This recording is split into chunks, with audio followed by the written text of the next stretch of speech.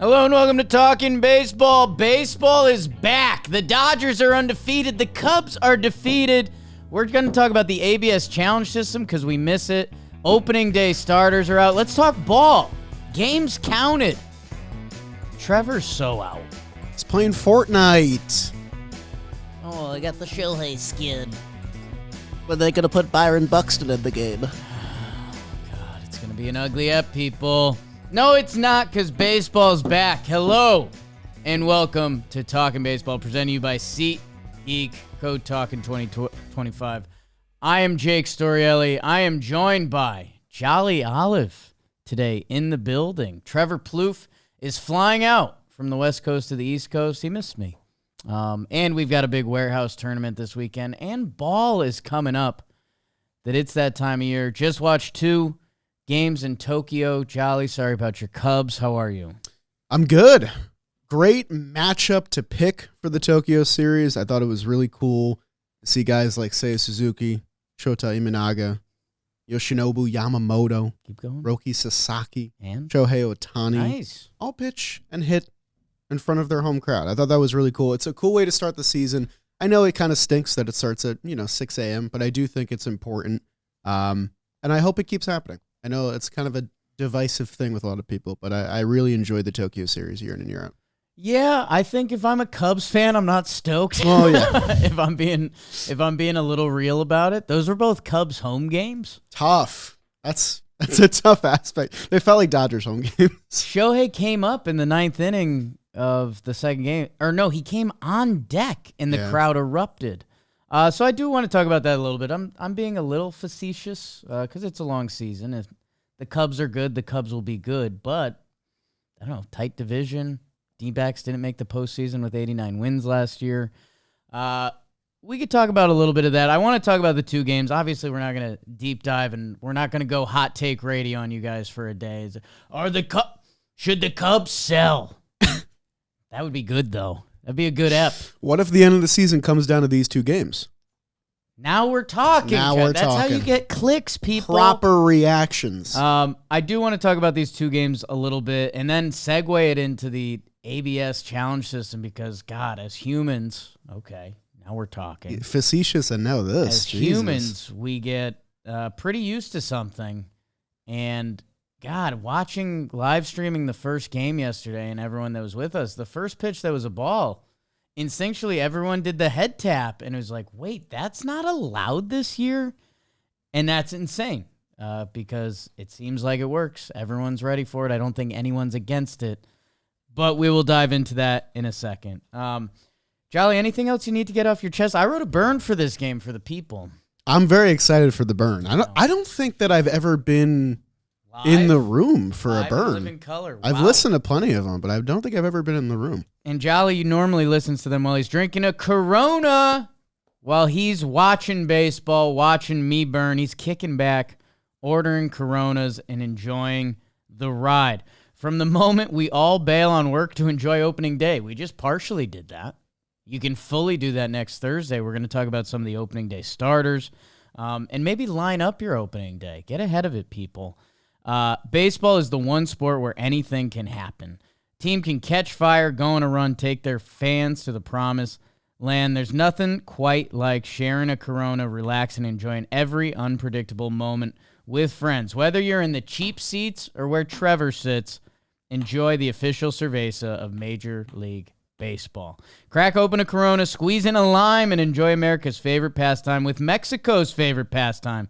Get yours at ordercorona.com. 21 plus, enjoy responsibly. Corona Extra Beer imported by Crown Imports, Chicago, Illinois. Give me some music, Rob. The Cubbies would have to be made of steel with their ace Justin on the bump to fend off the 2-game sweep by the Dodgers in their new prize possession. He's so ropey. He's a star and he throws gas with his arm, yeah. As Sasaki would try to split through Chicago in Japan. Top 2, Will Smith gets jiggy with it on a pass ball. Kike, do you love me? Sack flying. Drake's out. Never mind. It's 2-0 Dodgers. Make it 3. Tommy Tanks as Edman yanks one. First homer of the season, but a Nick Cannon inning for the Cubs as they score a run in the third. It was wild and out. 3 walks by Roki leads to John Birdie scoring everywhere. It's 3-1 Dodgers. But Enrique, you can take my breath away. Kike with the 2-run homer. Look at the hair. Yum. Oh boy, it's 5-1 Dodgers. Ian Happ tells Trevor Plouffe, fetch me my wine. RBI single. But if we're here, let's put on a show. Ohtani hits a double home run for the fans. Roki to Garcia to Dreyer to Knack to Yates to Vesia. Dodgers win 6-3 and take both games in Tokyo. We're back, folks. You know, I'm trying to get the Dodger fans back on our good side. Oh, your Yankees stink. They tried to break Mookie's arm. Speak for yourself. I mean, geez. You see how bad you guys were in the fifth inning? You're projecting right now. You remember how bad the fifth? Yes, I remember how bad the fifth inning was. They don't sound like that. It stunk. I hated what the Yankees did in the fifth inning. You were there. In that whole World Series. Anyways. It's touchy. Jolly, the Dodgers win 2 games in Japan. As I mentioned briefly, pseudo home games for the Dodgers while being Cubs games. It's ignoring the Shota getting the opening day start a little bit and Seiya being there and couple tough at-bats for him. The Dodgers were without Mookie Betts and Freddie Freeman, arguably their 2 best everyday position players. Yeah, that's fair.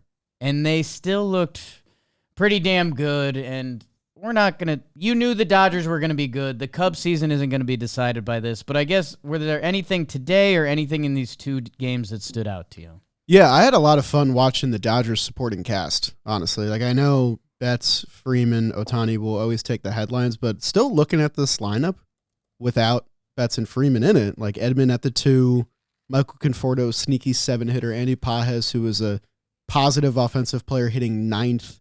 They used 9 different relievers in 2 games, Jake, and pretty much all of them pitched well. It was scary and exciting because you got to peek behind the curtain of just how deep this roster truly is, playing on a pretty big stage right at the get-go. And you can only imagine how much better they're going to get when they're at full strength, which they probably will be soon. So yeah, it was completely the Dodgers show. I do feel a little bit more bad for the Cubs. I feel like as this show has gone on, I've been like, man, they kind of got dealt a little bit of a tough hand. Matt Shaw, go make your major league debut in Japan. Your first at-bats ever against Roki and Yoshinobu Yamamoto. Good luck, pal. Yeah, just the Dodgers show for a couple days, and no real surprise there. Yeah, the Dodgers pitching stood out to me more than I thought it would because we get caught up in the stars with the Dodgers. Shohei, Mookie, Freddie. And it's like, okay, Mookie and Freddie are out. And if you're the Cubbies, you hear that. And I don't want to say you start licking your lips, but you're like, okay, this whole thing's a spectacle, right? It's a display for the sport.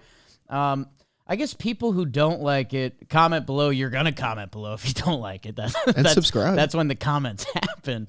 I guess for me, and maybe I'm too close for the situation, I like it. I think this gets baseball off the ground. Baseball in Japan has become so huge. Another shower thought I had this morning. It used to be comical when the Little League World Series would roll around and they'd be like, these teams from Japan and from overseas, they have such good fundamentals and they play the game so well and it's so cool to see these kids. And it's like, these kids grew up and now they're kicking our ass in the WBC.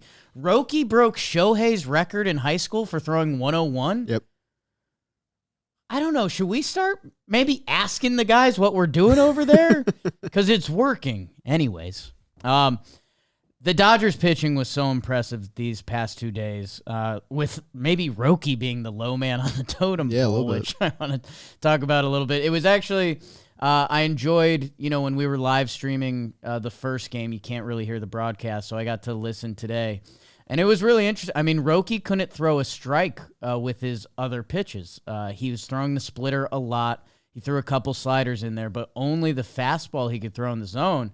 And I believe it was Pierzynski on the call who was like, man, if you're a hitter, I know Roki's stuff is good, but this is, he didn't say a dream, but he's like, you sit fastball and you look for it for a strike.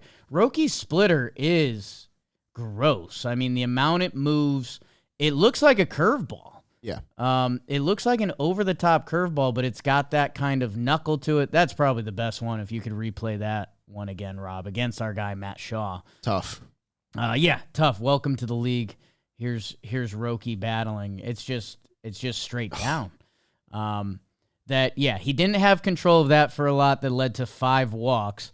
But I was even laughing. Luis Garcia comes out of the bullpen for them. 38-year-old Luis Garcia. But remember, he was a star of like the postseason a couple years ago. It was like, wait, who is this guy? And even the rookie who gets into this game for the Dodgers, Dreyer, who I wasn't familiar with, but a lefty with good stuff. Kirby Yates doesn't pitch. We started doing the Dodgers pitching path to victory in the first game because it was like, oh, they've got a lead. Who's coming out of that bullpen? And we were like, okay, wait, Tanner Scott, Blake Trinan, so they don't even need Kirby Yates today? And just a reminder, go look at Kirby Yates' stats last year. Kirby Yates was one of the best pitchers in baseball. It's one of those, when there's great teams in baseball, obviously they're good at everything. If you're a great team, you don't have a ton of flaws. But I guess they could have the best pitching, they could have the best hitting, and you don't see that. You don't see that. No, you don't see it very often. And there's not many teams that I can think of that also have potential to do that. I mean, like, the Diamondbacks kind of come to mind, but no one else really, I feel like, scratches the surface of top 1 potential on both sides of the ball. The Phillies, but... Yeah, the Phillies. It's bullpen. Still, it's a different tone. Like, those teams would need everything to go right. They didn't have Mookie and Freddie. I think you bringing up the AJ thing was important because I don't think it was just about Roki in the setting, although that's how it came about. I think it was more about like getting ahead of the Dodgers early is pretty much the only way to beat them now. Yes. Like if you let it get to the 5th inning and you're down 3 or 2, it feels like curtains. It feels like 2015 Royals when you got to the 7th inning, like the game was just over. And that's what the 9th man on the totem pole. I just want to bring this up. Anthony Banda, lefty in their pen, pitched to a 3.08 last year in 50 innings. The 2 years before, he played for 5 different teams, got wavered and DFA'd and passed around. The Dodgers scooped him up, made him effective, and now they have this weapon as like the last guy on the rung that they need to call to. It's just a testament to how they've built their depth so much over the past 2 years to the point where it's you look up and down. You mentioned the pitching path to victory. It's kind of whatever they want. You know, they have 3 lefties in the pen, and all of them are good. I mean, yesterday was, what was it? It was Trinan to Scott. Today it was Vesia and Yates. Yeah, man, those guys could be closers on like 25 other teams. Yeah, Trinan's kind of always had that. Tanner Scott was like the prized possession as a reliever. Kirby Yates had an argument. I mean, he's 38, and the stuff is wild. He's one of the more wild, not wild pitchers to watch. Yeah. Because he throws 93, but guys can't touch it because he's got a wipeout pitch. Maybe that's I needed to zoom in a little more. They can have the best hitting, and nobody would fight that. Go look at Max Muncy's stats from last year. Me and Jolly did a third base tier list on Wake and Jake that comes out also today. Might be out already. If you're enjoying this, go check that out. Max Muncy had an OPS that was, what was it, 850 last year? I think in 90 games. 852. He had 3 WAR in 73 games. Max Muncy has become, I don't want to say like a blend-in piece for this team, but Michael Conforto. Freddie Freeman, they decided he's not going to play in the first game. We're going to put in $17 million a year Michael Conforto, who, if the Dodgers are willing to do that, I'm betting they like what they see out of Michael Conforto this year. And then Tommy Edman hitting the first home run of the season. There was something beautiful about that. Tommy Edman, who plays for South Korea in the World Baseball Classic. Tommy Edman, who had an amazing postseason last year, who, in a way, the Dodgers have their stars, but they also have their guys that embody, I think, what has made the Dodgers special over the past few years. Definitely. Max Muncy's part of that. Like, his versatility can't be overlooked, what he's done over his Dodger era. Chris Taylor, who am I blanking on? Kike, who homers in this game. And every time there's extra cameras in the stands, Kike will homer. It's kind of sick that he's just a big game player. Like what are his postseason numbers on his career? They got to be insane. I don't know. If this was clickbait, would I say could Kike be a Hall of Famer? I'm not going to say Kike OPS guess in the playoffs, 259 plate appearances. Just a guess. 870. Good shot. 874. Good shit. Ball. Jeez, Ball knower. Jake. Go outside. They could they could have. I'm about to watch so much baseball. Maybe that's the point. I think you see a lot of great teams, and you're like, yeah, I mean, the lineup's amazing, and they might have the best rotation. They might have the best bullpen. They might have the best rotation. They might have the best lineup.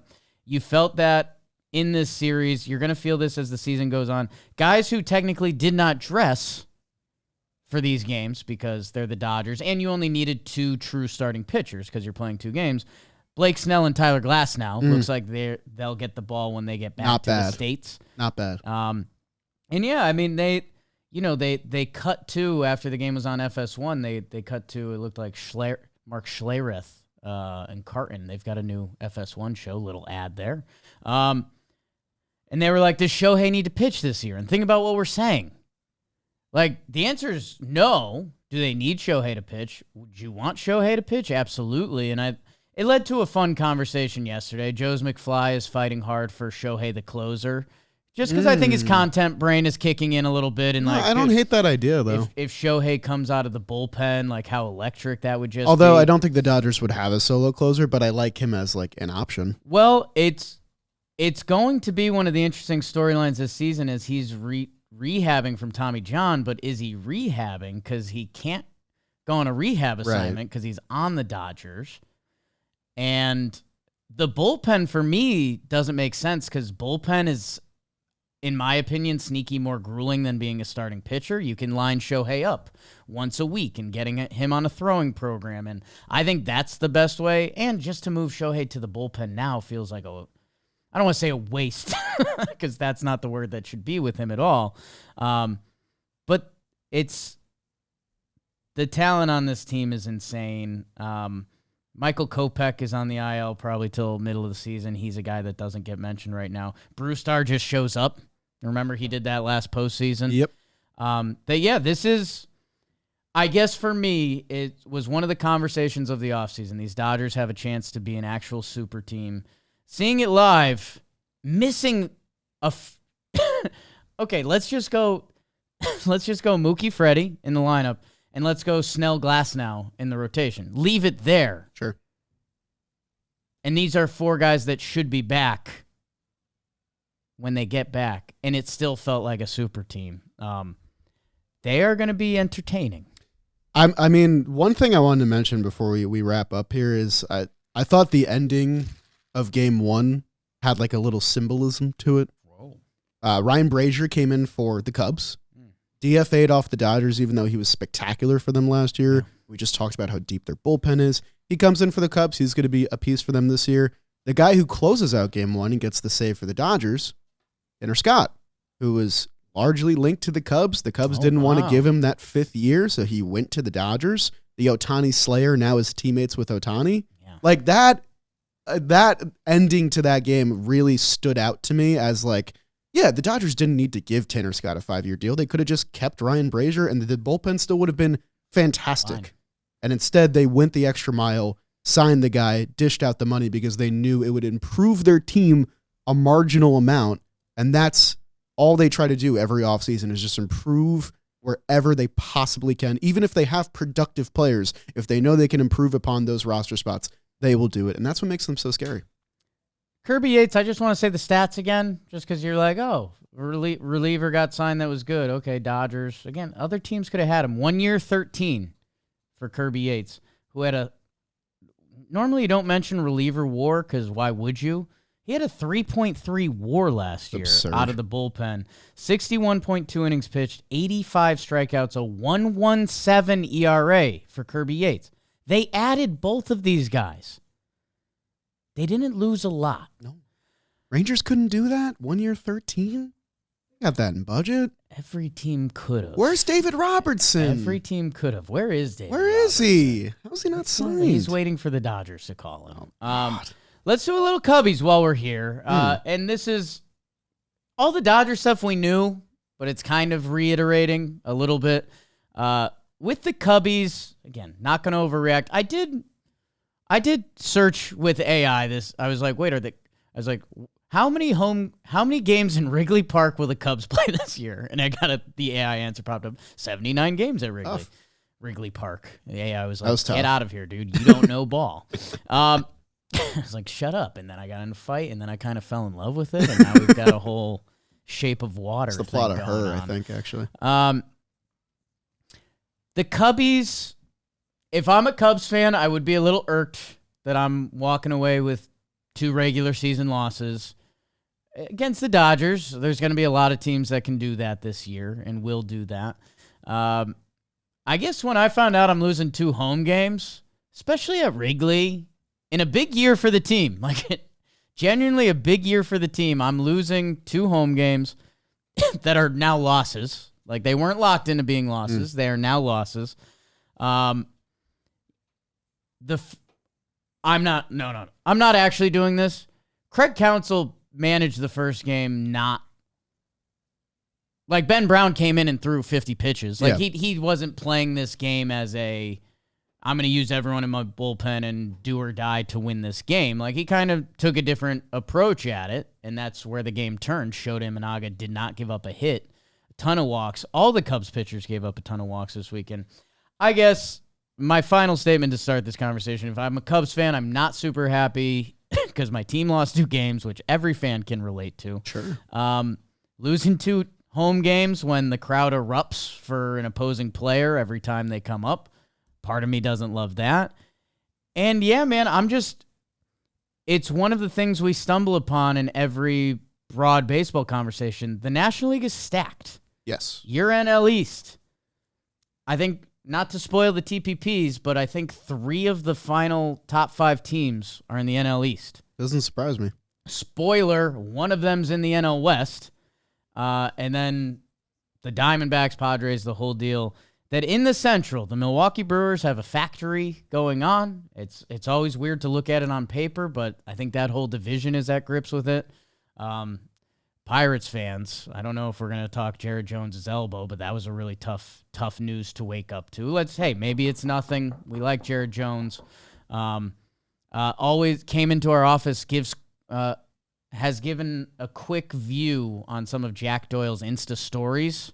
Oh, nice. Yeah. You could see those early viewers. Jared Jones sometimes gets in there, and Jack Doyle really appreciates him and Mitch that. Keller, they're tapped in. They're dudes. Yeah, they're dudes. They're dudes who happen to be incredible at baseball. Gotta have him back. Anyways, if I'm the Cubs, I just really don't want to finish this season with 87 wins and we miss the playoffs by a game. And the Diamondbacks did that last year with 89 wins. Yeah, no, I hear everything you're saying, and I do think Counsell had a lot of new pieces to try and manage and get into the game. Caleb Thielbar, Ryan Presley's in the fold now, Eli Morgan, Ryan Brazier. That's just the bullpen, 4 new guys there that they're going to rely upon. One thing I didn't love, and this might be stupid and nothing, I really would have liked to see Justin Turner play in these games. Justin Turner feels like kind of a big stage player for me. It would have been cool to see him play against the Dodgers. He got a couple pinch hits, but I would have liked to see him get some starts and potentially, get in the action and kind of lead the way for these Cubs, because that kind of feels like it's going to be his role, like veteran guy who's done it before, guy who's won on the biggest stages. So I was a little disappointed by that, but otherwise, the guys just kind of got punched in the mouth a little bit. They got, I think, blindsided by the crowd. The crowd was definitely not even split. It was mostly pro-Dodgers. And I hear what you're saying. We got a long 162-game season, so I'm sure the Cubs will be fine. It's just never how you want your season to start. Last year, my Mets started 0-5. They still made it to the NLCS, so, nothing's set in stone yet for our Cubs. Yeah, and the Cubbies are a proud fan base that should have more reason to believe this year than previous years. Kyle Tucker is there. We saw him put a couple good swings on balls. I guess for me, one of the things in their team profile projection that the fans got mad about was I was a little worried about their, I guess specifically power and depth in their lineup. Right now, Matt Shaw is in the middle of that lineup, and they are depending on him.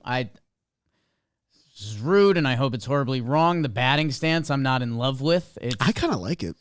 If it works, it's sick. Yeah. Shelfie labeled it perfectly. He was kind of like, that dude rolls up to a softball game with that stance, and everyone's like, oh, shoot. Like, move back. Big like, hitter. Hitter. He is about to lay into the ball. Major League Baseball, a little different with that. I know we looked at we ended up looking at some of his stances from last year. It was a different stance. So, hey, maybe he's going to adjust on the fly. Maybe it just works and he faced Dodger pitching for a weekend. But he was in 5th. And, like, I don't know what I'm going to get from Matt Shaw this year. I don't know what you're going to get from any rookie this year. Maybe he's a stud. Maybe he's even if he's league average, that's a really good rookie season. And that's currently in your 5-hole. Dansby, you know what you're getting, pretty much. You're getting class defense at shortstop, 15 home runs, and you're hoping he's around a league average hitter. PCA, world-class defense. If he can be a step below an average hitter, he's a massively valuable baseball player. He is 23 years old. Miguel Amaya catching, nice swing. I don't think the offensive expectations are through the roof. And John Birdie was filling in for Nico Horner. Had a great game today, by the way. Let's say it's Nico Horner. You're expecting no pop. He's a great contact hitter. He's a world-class defender. That I don't know. Like, I even skipped Michael Busch in this exercise because I'm a Michael Busch believer, but let's see what his sophomore year feels like. That I think this Cubs lineup,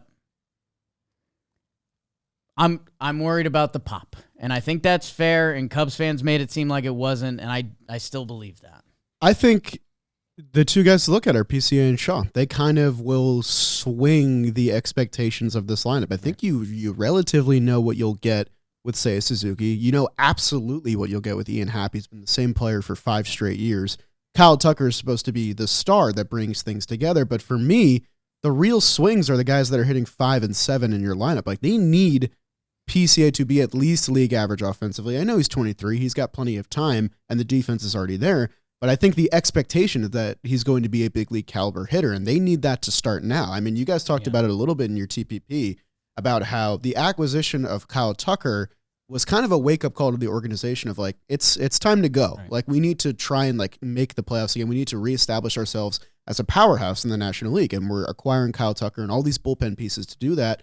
Part of that is the young guys hearing that message as well and saying, I need to step into my own and seize this opportunity. For Shaw, it's a little bit different. He's making his debut this year. He has a ton of pressure on him. Especially, I really thought they would be a player for Bregman or some other third baseman. And I think they were. Like, I think they came definitely out the Cubs were in on Bregman. I don't know that this was plan A for the Cubs, Matt Shaw starting on opening day. But it is what it is, and they're going to need him to be a massive player for them. And he has the minor league stats. Like, he had an 850 OPS between AA and AAA last year in a full season's worth of games. That can translate. I guess this is the point. So it's out. This is an MLB.com article. Hoyer and the Cubs said, and multiple sources said, the Cubs offered Bregman a 4-year deal worth $115 million. They just missed out on him and Tanner Scott. So think about, what does that mean? Would that mean Matt Shaw doesn't start the year on the squad? Probably in AAA. Does that mean he's at second base because Horner's out for this series? Like, you can go a couple different ways with it, but the fact that the front office, I mean, if you're a Cubs fan, you should be half excited that your front office was willing to offer that, and that means at the trade deadline in a big year for the Cubs, the Cubs should be about that action pop. I guess the other side of that is the Cubs thought their team needed a player like this, and they don't have that. Yeah, I mean, I think almost certainly Shaw would have started at the minor leagues just because of the, sit him for a month, get the extra year of control thing, like that roster manipulation. Teams don't do that. No, they would never. Especially not the Cubs. They always put their best team on the field. But imagine how differently we view this Cubs team if Bregman's in the middle of the lineup behind Tucker and Tanner Scott's closing the game, and we were inches away from that in both instances. It's frustrating from the perspective of the front office because they're willing to spend, but only to a certain amount, where you have teams in the National League, that you're going to be playing a ton that don't have that limitation. They will do whatever it takes to get that guy on the roster. Cubs fans, hey, we can watch this whole thing. It's 2 games. Let's check in at the end of the month. You guys are 5 games above 500. All right, Cubs fans, turn off your ears for a second. They're coming back. Burns and Gallen, welcome to Arizona. I don't know, man. You got to beat the Brewers. It's a long season. Got to beat the Brewers. It's a long season. 5-8 last year. Got to beat the Brewers. This is not a dream schedule start for the Chicago Cubbies. No. What is a dream is Indeed. Why don't you guys go to Indeed? Today's episode is sponsored by Indeed. If you just realized your business needs to hire someone yesterday, that's kind of backwards. How can you find amazing candidates fast, easy? Just use Indeed. When it comes to hiring, Indeed is all you need. Stop struggling to get your job post seen on other job sites. Indeed's sponsored jobs help you stand out and hire fast. With sponsored jobs, your post jumps to the top of the page for your relevant candidates so you can reach the people you want faster. Sponsored jobs posted directly on Indeed have 45% more applications than non-sponsored jobs. No need to wait any longer. Speed up your hiring right now with Indeed. Talkin' Baseball listeners get a $75 sponsored job credit to get your jobs more visibility at Indeed.com/talkin. Indeed.com/talkin right now. Support our show by saying you heard about Indeed on this podcast. Indeed.com/talkin. Terms and conditions apply. Hiring, Indeed is all you need. Jal, I want to talk ABS and the challenge system quick because I had a moment of panic, and it's a little bit, it's quite different by how we get to operate at John Boy Media, which I think we get to use for our good a lot of the times in our warehouse and our company and in general, that if there's something that needs to change, we'll just change it. We say, okay, let's do that. Jim, you're in, let's go. Dude, seeing some of those first at-bats, and you're like, oh, that's a ball. They'll just challenge it. And then you're like, okay, so we're not getting that this year. MLB does this. They tease the new rule. They show you it. They make you like it and want it. You crave it, and then you get it late. It's just going to be such a weird thing for this year. Because, man, and maybe for people that haven't been plugged into spring training, which actually this year has been a looser spring training for me, just kind of getting highlights and updates, which I guess that's good than me obsessing and watching spring training games. But man, guys aren't going to be able to challenge pitches, and I'm already used to it, and this should be happening. I mean, yes and no. Manfred, say what you will about Rob Manfred as a commissioner. What are you going to say? I'm not going to talk on character or lockout or anything. What I will say is that he's implemented 3 or 4 rule changes now, and his ease-in process for all of them, I think, has been great. Exactly what you said before. This would be too much change too quickly, even if it is positive change. And I think with a sport that is as old as baseball, something like this, I think, is bigger than a ghost runner in extra innings or even a pitch clock, which was a big deal when it happened and is now in the background of everything.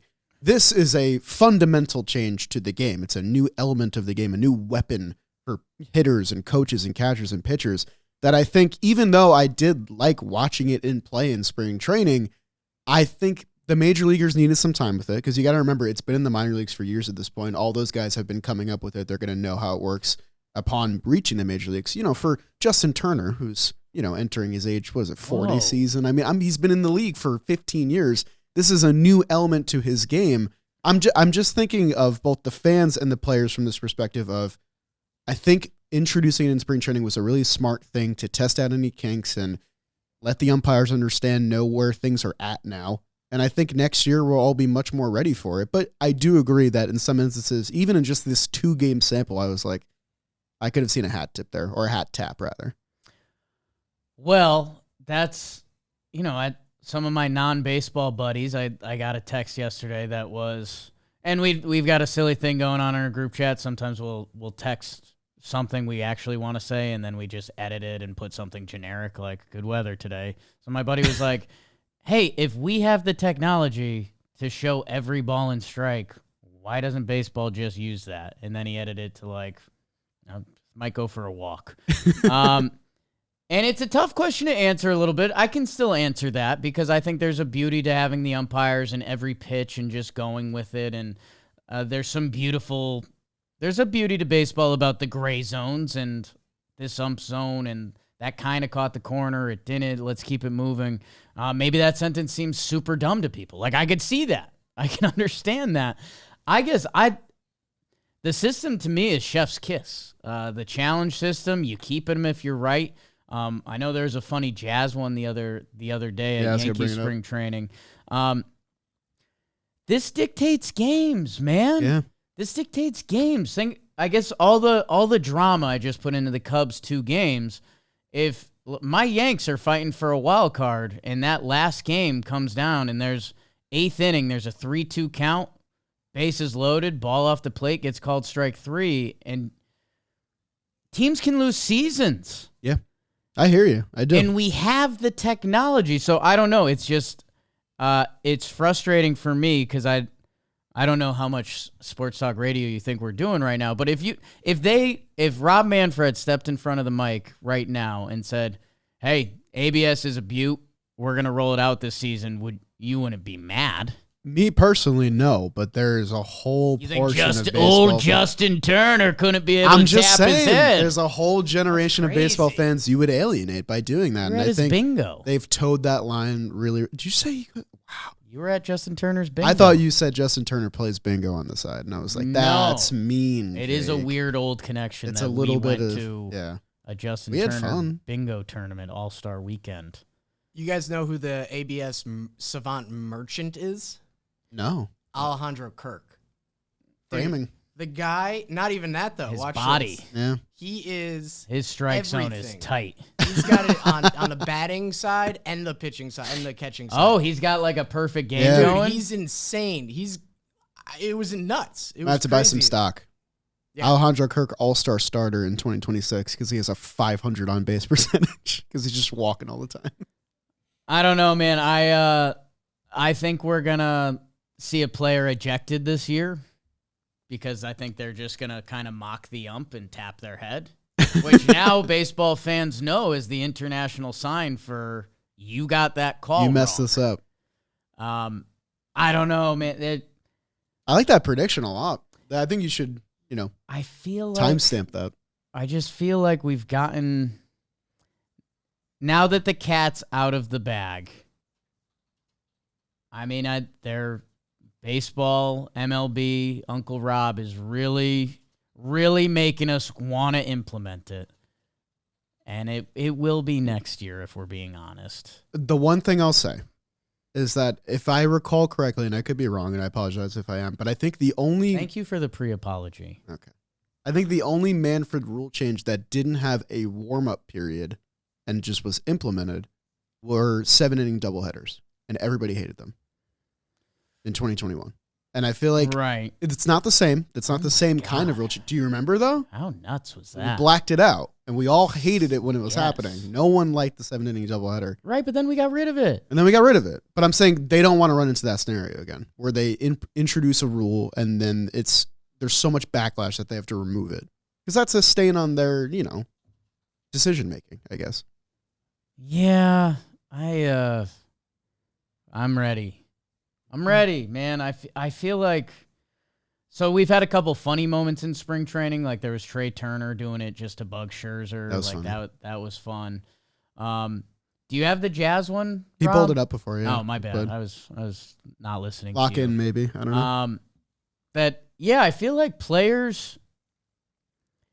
Jazz taps his head and just walks to first. Like, nah, dude, that was off the plate. I'll take my walk. Which, Can't be wrong if you do that. love that. Gotta be It sure. was closer than I thought it was going to be, but it's Gotta actually be not. sure. I mean, that No, ball that's is low. decent. Anything above, I'd say 2 is far, so that's around 2. I bet. Okay. Yeah, I mean, because we did an episode daydreaming about how teams are going to use it because we're like, hey, you don't want to burn your 2 and then you're in the 8th inning and you miss a massive call. Maybe I have been watching spring training. Austin Wells was leading off for the Yankees, which, by the way, the Yankees are going to have a leadoff catcher this year. Get ready for the Jolly Olive video about that. As they're better. Okay. That was toxic. And you know that. And you know that. It was the thumbnail from Talking to Yanks yesterday. Come on, I had to say something. Austin Wells steps up to the plate, leading off the game for the Yankees. First pitch, ball called a strike, and he just goes, no. And it went from 0-1 to 1-0 Yeah. to start the game. Yeah. That's That might turn into a significant. walk, and that might turn into a That's judge 2-run homer. I hear you. significant, man, I do. I definitely hear you. I don't know. It feels like you've demoed the tech. I've seen it. It works. I'm wondering if there's more options or more problems with like setting up the technology to get it in all 30 stadiums and have it working properly is maybe more of the issue, which maybe it is or something like How's that. ABS working in Sacramento? Maybe they just... Maybe it's already there, actually. It's a minor Yeah, league stadium. I don't know. I don't know what's... I've never been to Sacramento. That's happening That's soon, one of by my the way. misses. We're about to watch baseball games in Sacramento. I've been to a lot of America's, like, I'll say second cities. Okay. Sacramento's a miss for me. I want to get out there because that's kind of where I thrive. I go to New York. I go to L.A. You know, I'm a 4 out of 10. He's short, can't read well. What's going on with his teeth? I go to the second cities. I'm a 6.5 out of 10. I'm a Sacto 6.5, baby. I don't know what to do. Glad that's off my chest. Anything else with ABS? No, I think you nailed it on the head. I think it is ready, but I think there was no world where they would bring it in, without foremost warning like a year ago, and I think this is how it's going to be. But I think it's a good thing. If the fans and the players are longing for it, that means it's in the right place. Fair. Speaking of wanting it, DraftKings, it's a big couple week for DraftKings. Not only is baseball back, there's this hoops tourney going on. You might hear about it. The most exciting month in college basketball is here. Underdogs fighting to the top. Teams defending their titles. There's actually one team doubly defending their title. It's time to lock in your picks at DraftKings. Right now, all new customers who bet $5 will get $200 in bonus bets instantly when you use code Talkin. So download the DraftKings Sportsbook app. New customers, code Talkin. Bet just $5 on any wager. Get $200 in bonus bets instantly. That's code Talkin only at DraftKings Sportsbook. The crown is yours. All right, I don't want to say fake opening day before us. What, the Tokyo series? What's the right way to say it? We debated this the other day. It's the Tokyo series. With the Tokyo series done, we have American opening day coming up. See, that sounds wrong. Patriot opening day. Yeah. Okay. Watch out. We have opening day coming up basically in a week. Thursday, March 27th. We're getting opening day starters coming out. There's a few surprises. There's a ton of not surprises. And we've actually got our guy Dalton put together a sheet. Shout him out because I told him to give me some fun facts on the Tokyo series, and I missed kind of all of them. If I'm just being like, Will Smith, the second player reaching a game safely in 4 different countries' territories, joins Gary Sheffield. I didn't mention that. But before. How do you work that in? I didn't work. How do you work that in? Matt Shaw being the youngest Cubs player to make his MLB debut since Gary Scott in '91. That's good. I like this one. I could have said that. Showed us first 4-walk game. I thought that was interesting. I think that is interesting. Roki Sasaki threw so there you go. 4-seamers. Threw them all out at the same time. Opening day starters. The guy making the most opening day starts, Chris Sale. Not surprised. Right? This is his 6th. The 2 guys with 5 jumped out to you. Yeah, they really did. The first one was Barrios on the Blue Jays. I guess he got some for Minnesota that flew under my radar. This one's not so much surprising, just a testament to how good his career has been. Nate Eovaldi, it's getting his 5th opening day start. I mean, he's played for like 5 or 6 different teams. Funky career for Nate Dogg. But like really cool, like just a cool story. He's the guy that had Tommy John really early in his career and has come back and is now pitching in his age 35 season. So I thought that was really neat as well. One other guy I'm really happy for, and I want to, give him his spotlight. Luis Severino, his 2nd career opening day start. I think his first was with your Yanks in 17 or 18, one of those years. Sure. It's been a long time coming. At one point, 2023, this guy called himself the worst pitcher in all of baseball. He bounced back last year. Now he's the ace of the Sacramento A's, a team that a lot of people are, curiously excited for, including me. And is that going to be in Sacramento or are they on the road? Let me find out. I don't have the A's schedule memorized yet. Okay. I'll get there. Isn't this kind of like your gig, your job? Yeah, I know. I've been slacking. They're away. They're in Seattle. Damn it. Sorry. That's okay. It'd be a good start for That'll be Sevy. a good start. Well, there you go. I like that for Sevy. There's another 5-timer out here that you would not guess from age, I guess just from age. Sure. Sandy Yeah. is making his 5th career opening day start. He's got to be on pace, I guess, for a modern record. There's probably some old dogs that just started every opening day. Sandy's getting his 5th opening day start. Why I think that's important, I've now debated it with Trev a couple times, that Trevor was like, Marlins, trade him now. I just think his value is going to boost when the world sees Sandy doing it again in games that count. Yeah. Like I think if Sandy gets out to his 5-start, 2-2 record, a 1.9 ERA, I think for me, Vladdy Guerrero Jr. was going to be the trade storyline of the season, just because final year of the contract, tough division, what the Blue Jays doing, the will they, won't they, can they keep him? Sandy might usurp him if the Blue Jays get off to a good start, and it's like, well, the Blue Jays are going to keep Vladdy. They're going to ride this thing out. That I think Sandy is going to be arguably the most talked about trade candidate this year. And opening day, when everyone's watching, we'll be live streaming soup to nuts, start to finish. Best day of the year. That's one of those things that sticks to people. I still remember Cubs legend Julian Merriweather had an amazing opening day outing. And I think that was like the end of his season, right? He threw like 5 innings that year. It was crazy. Yeah. But it still resonates with me forever that I'm excited to see the Sandy Man. Met or Yankee? I forget. Okay, everyone turned it off. Toxic. Everyone just turned it off. That was T. No, I'm curious about Sandy. I mean, I mentioned this last time we talked about him, but, the Marlins traded Luis Arias in early May last year, late April. Right. It could happen, very quickly if a team finds a need and, they need a proven guy at the top that's going to give you 7 1/3 every time he goes out. So I'm happy to see Sandy back. That's definitely one of the cool ones on this list. There's a lot of first-timers on this list. Michael King getting his first one. Mackenzie Gore getting his first one. Clay Holmes also getting his first one. Sean Burke on the White Sox. Not in my book. Go twirl it, kid. Not going to lie. I know of Davis Martin. I like Jonathan Cannon. Not super familiar with Sean Burke, so best of luck to you. You don't follow Sean Burke. I guess not. The 25-year-old out of Worcester, Mass. Could start today. University of Maryland, go Terps. Okay, MD. The Crab 5. Paul Skenes also getting his first opening start. Worth mentioning. Yeah, and you know what? I'm going to give Pierzynski another shout-out. Sean Burke, 19 innings pitched last year, a 1.42 ERA, so check it out. Out of the pen or starts? Yes. 3 starts. Okay. 3 starts. Pierzynski, we can be tough on broadcasters. On that follow-up show that they wrote me in with, good job, FS1, they were talking about the Paul Skenes opening day video. They had. I was going to reference this as well. They had the hidden camera and Shelty, and Skenes was surprised. Pierzynski faded before I did, and he nailed it. He was like, if we're having fun, if we're doing baseball the right way, they should have told him someone else was getting the ball. Yes, I had the same thought. Damn. Dude. Sorry, dude. No, it's Sorry for okay. getting dunked on by AJ Pierzynski. But that's when he was surprised. Yeah. It felt like good Paul Skenes acting, I thought. But he knew he was the opening day starter since July of last year. He's the opening day starter.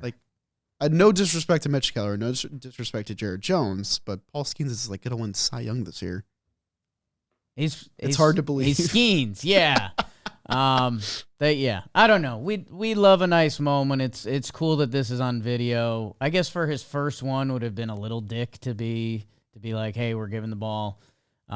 I think Pierzynski said it would have been funny if they said they were giving it to Bubba Chandler, the new prospect, and being like, yeah, we like the way our he's most promising it. young Yeah. pitcher. That would have been great humor. Again, there's a lot of personalities and different things involved. Tough there. for Bubba.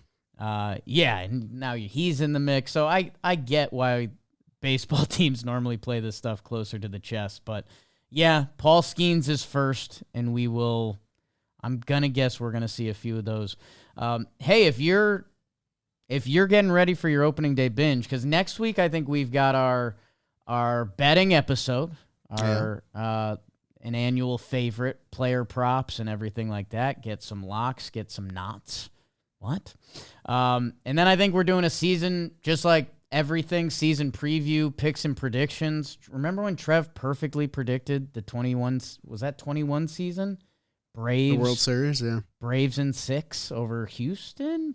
It's nuts. There's a plaque. Jake, do you remember when we both predicted the Cy Young from that year too? Yeah, I mean, it's ball knowers. Kind of just Ball knower university. what we do. Ball knowers numero uno. Some people understand. I think that. BKNU needs to go. I think we're streaming all day. It starts at 3, which it's another one of those. baseball. Baseball. What happened last year too? We got one. Start one of the games. Anyways, Give us a 1 p.m. slate. What are we doing? put Pirates Marlins at 1 so I can watch Skenes versus Sandy. That's incredible. Oh, that's gonna be so fun. Oh, That's a great question. What's the best matchup? I guess you kind of named it, but if you had to pick out another, I think it's that. That's baseball. Talk to us. We got you. Skenes versus Sandy is the 1 p.m. game. Do you know how electric that would be? All the discussions about we need more starting pitchers in the game. Should we pull the DH when you pull your starting pitcher? This is the game. Pirates, Marlins. Every general baseball fan you're trying to hook in sees that game on opening day, and I'm sorry to both these fan bases. Not a lot of juice. If I told you it was Skenes versus Sandy, this should be one of the games of the day. Logan Webb versus Hunter Green's going to be fun. Garrett Crochet versus Nate Eovaldi is going to be fun. Like, we got plenty of good matchups here. I wish they started a little earlier in the day, but that's fine. Chris Sale versus King. That's going to be a good one. That hits a nice righty-lefty chord. Eflin Barrios. Okay.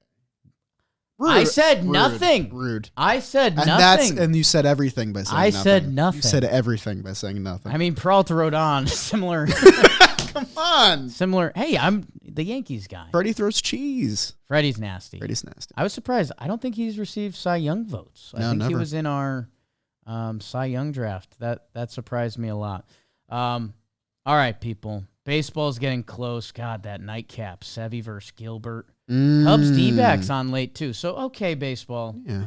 3 p.m. till midnight. I guess that's enough baseball. Tarek Skubal versus the Dodgers. That's going to be awesome. That's fun. That's man. 8 days. America's really going to be rooting for whoever's against the Dodgers. Yeah. There's a little Phillies fan Shelfie looked at the Dodgers and was like, "Damn, I don't like them." Dude, last year the Betts quote got clowned a lot about playing us is going to be like your team's World Series in the regular season. It's true. Yeah. It's objectively true. And all eyes are going to be on the Tigers on that 7 p.m. slate. And that's currently working out for them. Yep. The undefeated Dodgers. Thank you to Jolly Olive. Oh, wait. The King of the Week goes to a professional sports player, not a baseball player. In the Tokyo game, you might have saw this, you might have missed this. Our guy Rodney Peete, former quarterback, big fan. His wife, they're both massive Dodger fans. I think they both kind of got mad at us last playoffs. Because why? Because we lost? Holly Robinson Pete. Rodney Peete makes the catch next to Muncy, plays it cool, puts the glove behind the back. And yeah, that's the chutzpah of a former pro quarterback making a play in Japan. He's probably had a huge week. Like, he's probably been at every Dodgers event or bumping around with all the ex-players. CC Griffey's in town. Yeah, I got mine. That's not bad. That's the kind of catch someone makes where they're just not a civilian. Like, they got to be someone, To catch it, behind the back, kind of smirk, look around a little bit. That was cool. Baseball's back, people. Kind of. In a week. I guess distract yourself this weekend. We are with a lot of our JM Warehouse stuff. Go check it out. Thank you to Jolly Olive. Thank you to Rob Scirocco. Trev, safe travels. I miss you so much. Fortnite. Chris Rose, maybe same flight. First class. Jigsaw. Ben Kasparius. What's his name? Jack Dreyer? He's got a good mustache. Looked good. And we need more stash guys. See another stash. His dad played Major League Baseball. That's cool. Of course. Everyone's second generation. That's cool. I think my dad played too.